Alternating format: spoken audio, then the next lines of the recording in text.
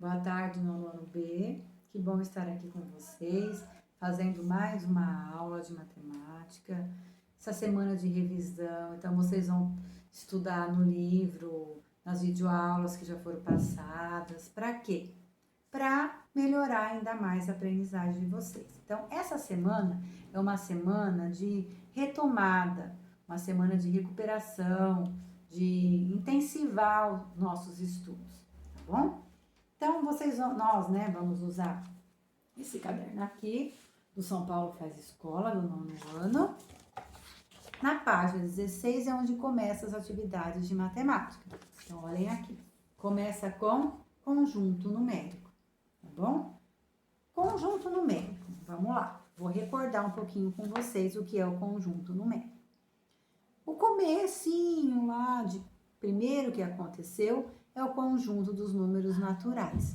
O conjunto dos números naturais são todos os números inteiros e positivos.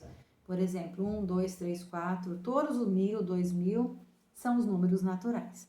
Depois surgiu o conjunto dos números inteiros, que são os negativos mais os positivos. Então, menos 2, menos 1, 1, 2. Então, eu tenho negativo e positivo. Eu tenho o conjunto dos números inteiros. Depois surgiu o conjunto dos números racionais. O conjunto dos números racionais é todo número que eu consigo colocar em fração. Então, por exemplo, o número 10 é um número racional? É. Por quê? Porque se eu fizer 10 sobre 1, ou 10 dividido por 1, vai dar 10. Conseguir pôr em fração é um número racional. Outro, a dízima periódica. Toda dízima periódica é um número racional.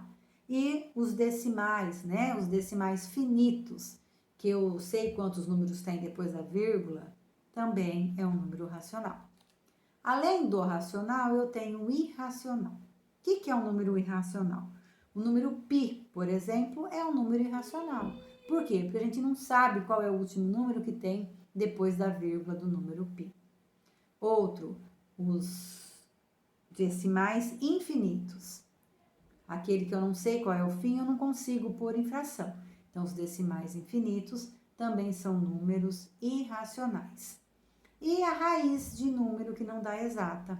Raiz de 2, raiz de 3, são números irracionais também, tá bom? Então, depois, né, tem os reais. Quais são os reais? É a união de todos os conjuntos numéricos. Positivo, negativo, fração, raiz, dízima, todos são os reais, tá bom? Então, nessa primeira atividade, é o que vocês vão fazer. Vão ler, né? Leiam aqui a comanda e coloca quais são os conjuntos numéricos que vocês conhecem, tá bom? Depois, a atividade 2 aqui. Fala assim, ó. Escrevendo os números racionais na forma decimal. O que é um número racional? Um número que eu consigo colocar em fração. Então, eu pego essa fração e transformo em número decimal. Como eu transformo? Fazendo a divisão. Faço a divisão, deu um número decimal, tá bom? Número decimal ou número com vírgula, igual vocês estão acostumados a falar, tá? Atividade 3, localizando números racionais na reta numérica. Então, como eu coloco um número na reta numérica? Principalmente um número racional. Então, eu vou dar um exemplo aqui para vocês. Então, olha aqui. Fiz a reta numérica para vocês. Coloquei o 0 aqui no meio, os positivos para minha direita, os negativos para minha esquerda, certo? Aí eu falo assim para vocês. Eu quero saber que número natural está entre 0 e 1. Natural? Não são todos os positivos? Então, eu não tenho. Agora, se eu quero falar um número racional, que é o que fala na atividade, por exemplo, que número está aqui no meio? 1 sobre 2. Então, 1 sobre 2 está entre o 0 e o 1. Por que 1 sobre 2? Então, olha aqui. 1 sobre 2, ou meio. Como que eu acho que número que é na forma decimal? Eu faço 1 dividido por 2. O 1 vai aqui, né? O de cima e o de baixo vai na chave. Quantas vezes o 2 cabe no 1? Não dá. Então, 0, vírgula. Quantas vezes o 2 cabe no 10? 5. 5 vezes 2, 10. Para 10, nada. Então, 1 sobre 2 é a mesma coisa que 0,5. Então, eu represento aqui. Então, na minha reta, eu coloco 1 sobre 2. Tá bom? E se fosse negativo? Não tem problema. Que número está aqui no meio?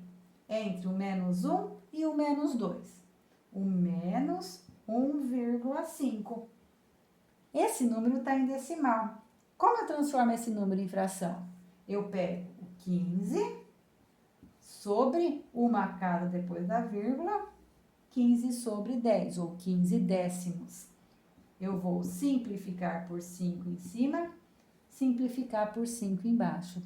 15 dividido por 5, 3.